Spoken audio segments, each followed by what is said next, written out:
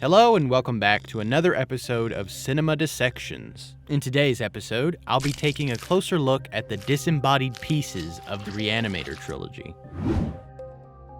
Just a classic. Need I say more? Okay, yeah, I should probably say more. I'm sure this comes as no surprise to you all, but I love Stuart Gordon's Re-animator. It is gold. Which is really saying something, because I read the original stories by H.P. Lovecraft first, and honestly, this film barely resembles them in any fashion. So I really wouldn't call this a faithful adaptation. Yet, somehow, while still containing graphic nudity and romantic subplots and other things that I typically snub my nose at, I still love this film. So it's one of those rare times where somebody adapted the material in their own way and it actually worked. I've been reading Lovecraft from a very early age, and it's from his work that I evolved my love of mad scientists, science fiction, existential terror, and deep nihilism.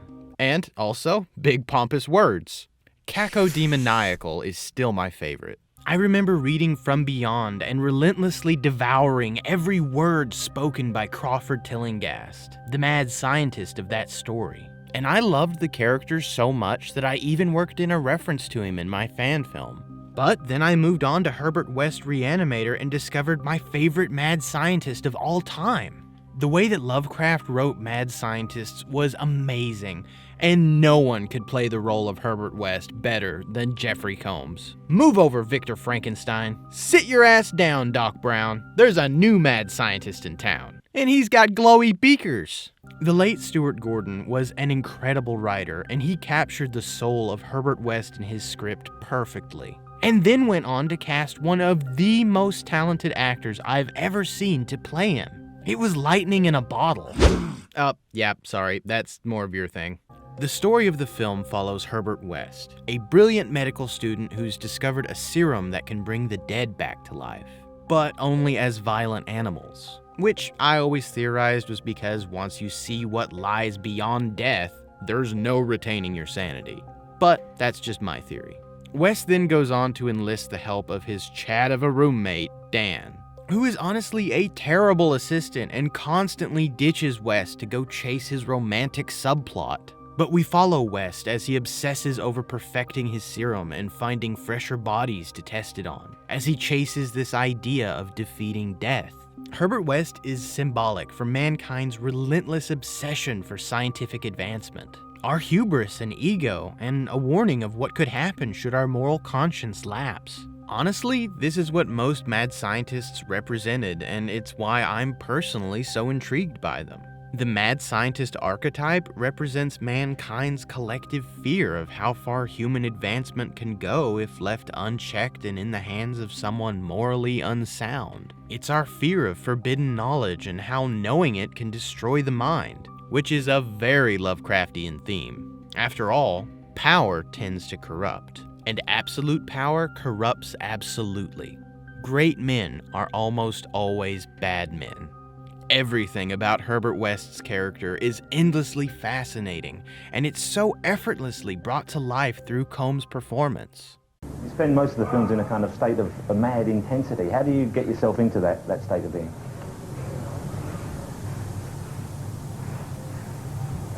Well, This movie is a classic, and if you haven't seen it, then you absolutely should. But above all, I suggest that you watch the integral cut. This is a very rare version of the film that contains all the deleted and extended scenes put back into the film, making for a much more cohesive and jaw-dropping experience. The version most people have seen is inferior, to say the least, with many crucial scenes cut down or removed entirely. Honestly, there's almost too much to praise about this film. The practical effects are incredibly creative and were definitely ahead of their time. Sorry, I'm having too much fun with this. Seriously though, the effects are great. That kind of out-of-the-box thinking was crucial to the film's success and budget.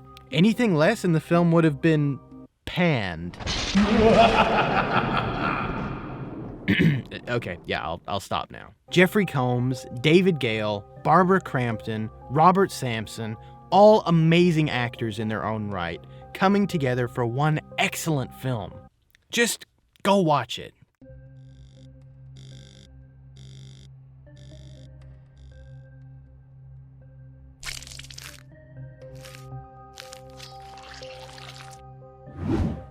If you've seen my last video, then you know that Bride of Re-animator is tied with the original as my favorite. If you asked me to pick between the two, I simply couldn't. Bride of Re-animator advances the story in a very logical sense, while still raising the stakes and continuing the trend of imaginative special effects. Not to mention that it more accurately adapts Lovecraft's original story, bringing it back in line with events that actually happened in the source material. No longer content with merely bringing the dead back to life, the unhinged Herbert West moves on to create brand new forms of life. The film takes playing God to a whole new level, as it moves beyond merely restoring life. Now it's all about new and horrific creatures cobbled together with body parts from various people and animals. Screaming Mad George did the effects on this one, and they are absolutely on point. I've got some screaming mad respect for old George. The only complaints I have are that there are various scenes that were never filmed or completed that I would have really loved to see and would have made excellent connective tissue. These unfilmed sequences would have blended the two films together into one seamless story. Also, the romantic subplot gets extremely stale here. In the first film, the romantic subplot was essential to the story and was more engaging due to Barbara Crampton's great acting. Removing it would have changed the story entirely, so I guess I do kind of accept it. But here, the romance barely feels necessary. It does help you understand Dan's character more, as well as the trauma that he's going through, but there has got to be a better way to do that than waste our time with more romantic nonsense. Especially with Barbara Crampton gone, and her character replaced with some knockoff. Still, it's worth sitting through. If for no other reason than to hear all of West's sassy comments about Dan's girlfriends throughout the movies, which absolutely makes it worth it. Hi, Doctor. Don't let the little head rule the big head, Dan.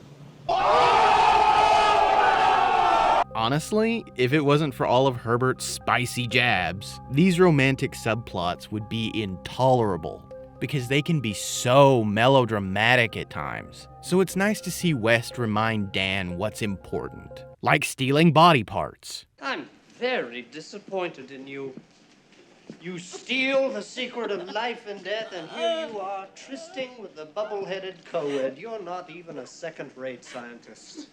The romantic subplot is so much easier to stomach when you have West over in the corner rolling his eyes at it. What are you doing here? Just going for it?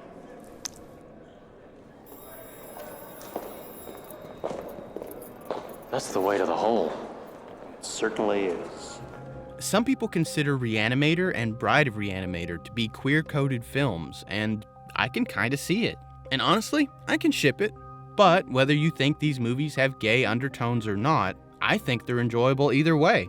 Still, it is kind of a cute idea that West lashes out at Dan's girlfriends because he's jealous. That being said, sometimes we see West use Dan's trauma to manipulate him into doing what he wants, which is horrifically scummy and evil, but it's so fun to watch. And it was a really great way to pay off having the romantic subplot in the last film. Of course, to this film's detriment, the acting is considerably worse in comparison to the first movie. Basically, all the new characters introduced are just clumsy approximations of real people, and the actors deliver their lines in extremely unnatural ways. Listen, what about dinner tonight? Only if you let me cook. Real Italian style. Okay. Only if you let me help. Real American style. It's a deal. See you tonight. Hope you like garlic.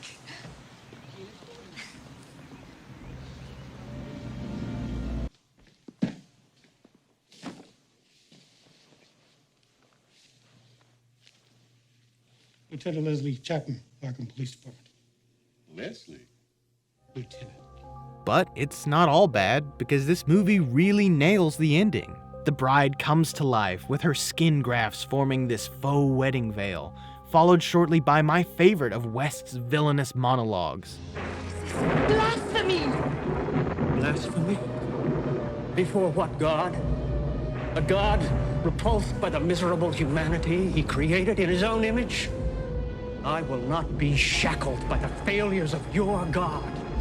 The only blasphemy is to wallow in insignificance.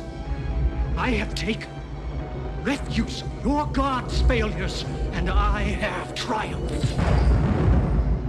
There is my creation. What an incredible line delivery. And as a self-proclaimed agnostic leaning closer to atheism every day, this scene resonates with me on a very profound level. The traditional depiction of the mad scientist tears down the veil of archaic beliefs to show us that what we consider to be divine is merely a lack of knowledge, which is a concept that I, much like these scientists, find myself completely obsessed with. All of this is why mad scientists tend to be villainized and are often punished by the end of their story. Because the lesson that they're typically used to teach is that only the insane would dare go where the religiously devout fear to tread and dabble in the realm of gods. Before I show you the results of my trifling experiments, I would like to drink to our partnership. Do you like gin? It is my only weakness.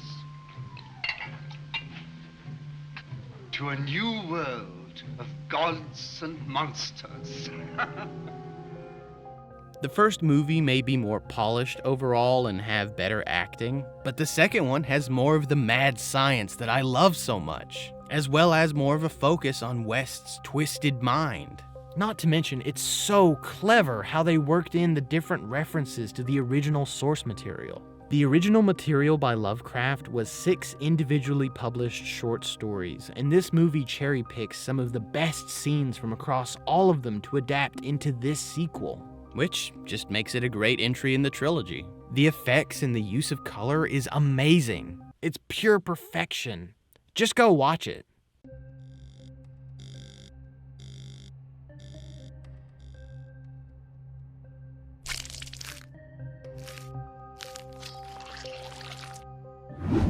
Okay, so this one is a tough one.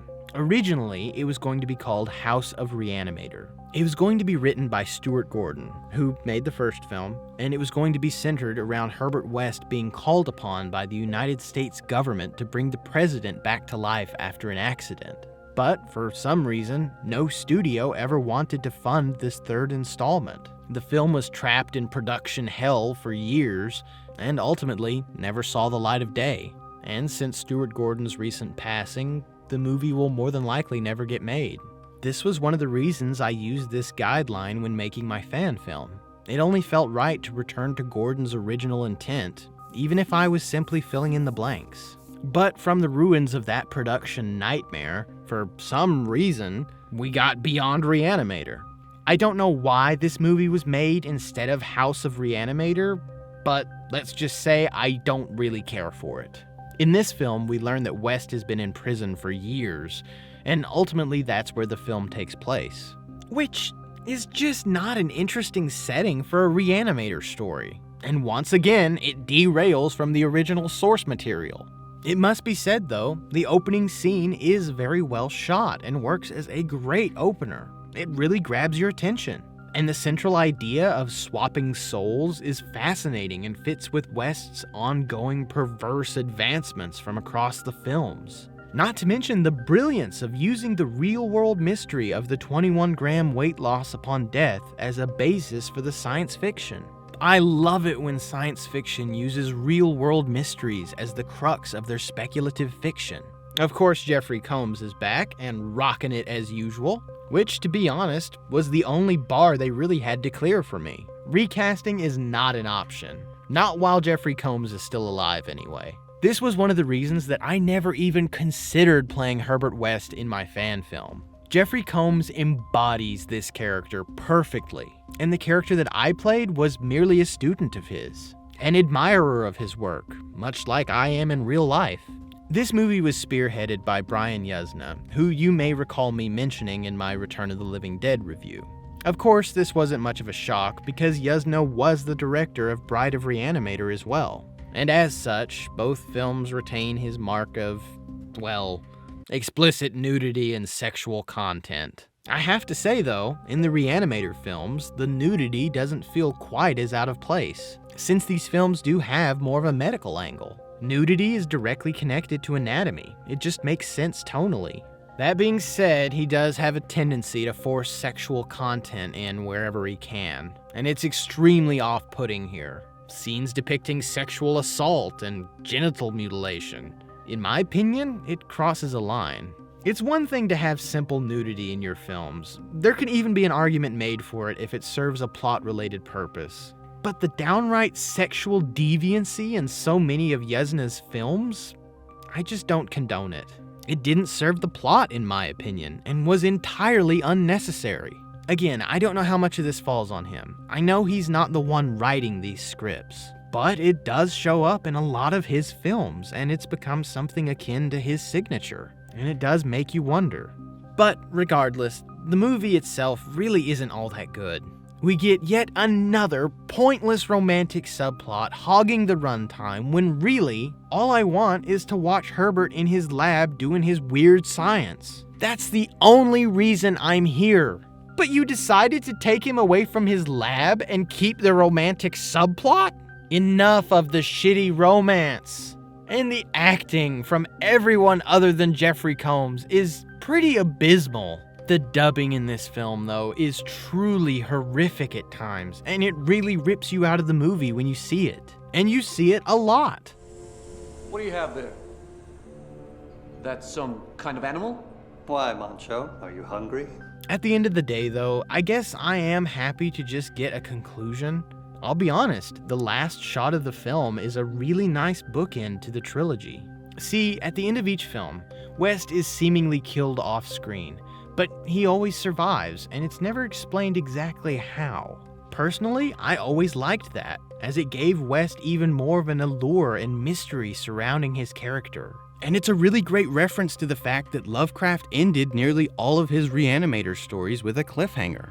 He never talks about it, never references it, he just carries on with his work. Which only reinforces my perspective that West is symbolic for a great many concepts and ideas that plague the human race. And you can't kill an idea. Ideas like prolonging human life through scientific means, defeating death and straying from natural evolution, as well as all the intellectual pitfalls and morally gray areas that we face as a species. These ideas will always follow us. A person can die, but an idea is forever. And so is Herbert West. Alright, that just about wraps it up. I hope you enjoyed this episode, and if you did, be sure to hit that bell down there. And if you've seen the Re-animator Trilogy, I would love to hear which one's your favorite in the comments below. And as always, thanks for watching. Dad? Damn the bitch.